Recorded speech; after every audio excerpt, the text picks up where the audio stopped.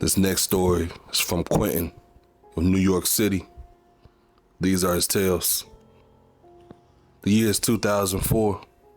I'm the number one ranked point guard in the city. I'm averaging over 20 points a game, 7 assists, 11 rebounds. I knew I was next to go pro. It's my senior year. New York is known for making the best point guards the NBA's ever seen. I was next in line. I couldn't wait for my shot. The city was screaming my name. I was supposed to be the number one champion. But my senior year ended in misery. I jumped up and fell, tore my ACL up. Basketball was a distant memory after that. I was lost for a minute in a deep depression. New York is like that sometimes. But my homeboys picked me up, showed me how to hustle, showed me how to get this money. Pretty soon I became their boss. We started setting up spots all over New York, Brooklyn, Queens, Bronx, you name it. We was everywhere. The money was flowing and life was feeling good. But at the same time, I watched everybody be envious, wanting what I had, wanting what I built, and I had to protect it at all costs. One day, this guy I knew, grew up with, cool guy. I fronted him some work because I wanted to see him eat like somebody helped me back in the day.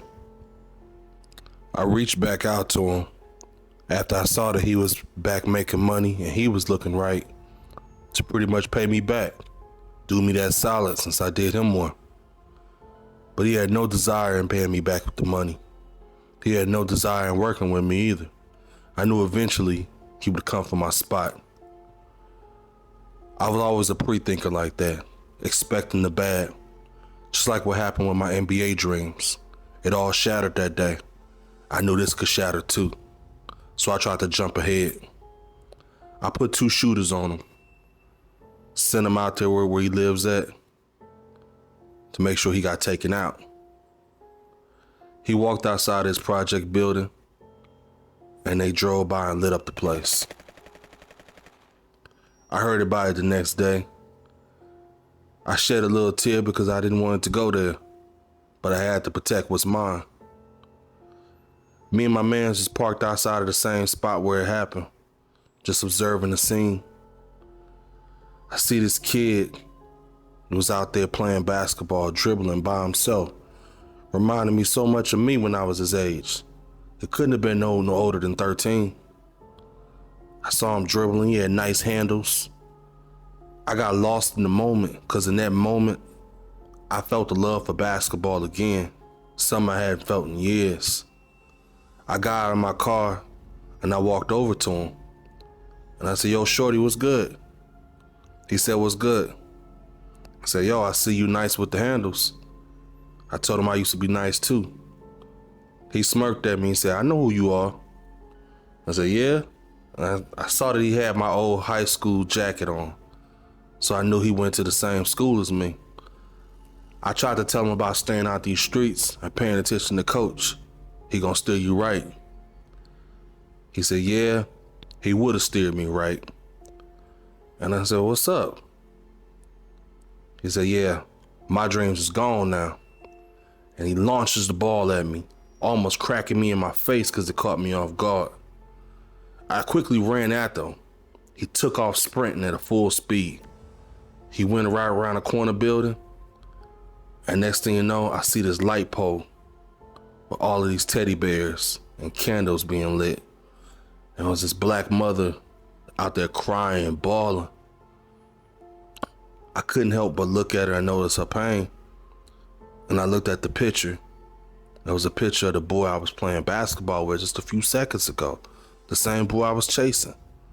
His picture was right there where she was crying over. My mind was stuck, lost, confused. Like, how can this be? Next thing you know, she looked up at me and she recognized me. She said, I know you. My son used to idolize you. He put your pictures up on his wall, all your newspaper clippings. He wanted to be just like you. Thank you for coming to show your respect to him. I was shocked. I said, ma'am, What happened to him? She replied, it was a drive-by shooting the other day.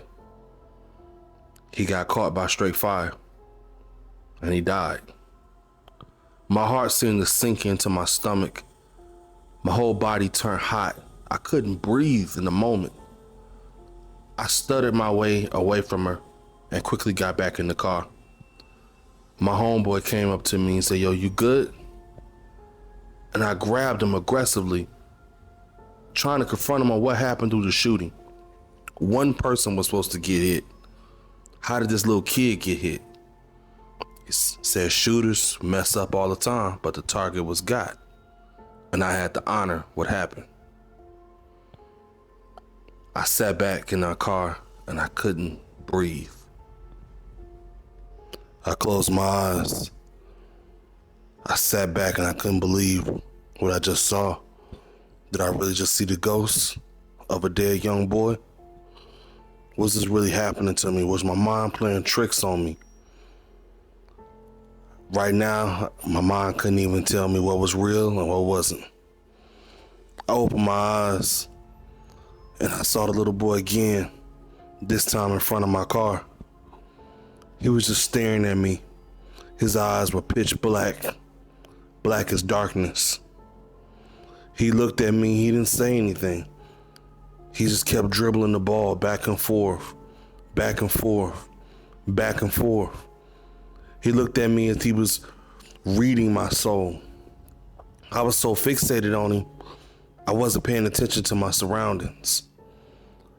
My homeboy, the one that was riding with me, jumped out the car in fear. I noticed him leaving, but before I could turn my head to see what he was running from, I heard a gunshot go off, shattering the glass. All I felt was my body drop. The whole place went blank, pitch black. I woke up 3 months later in the hospital. The first image I saw was a little boy, his eyes still black.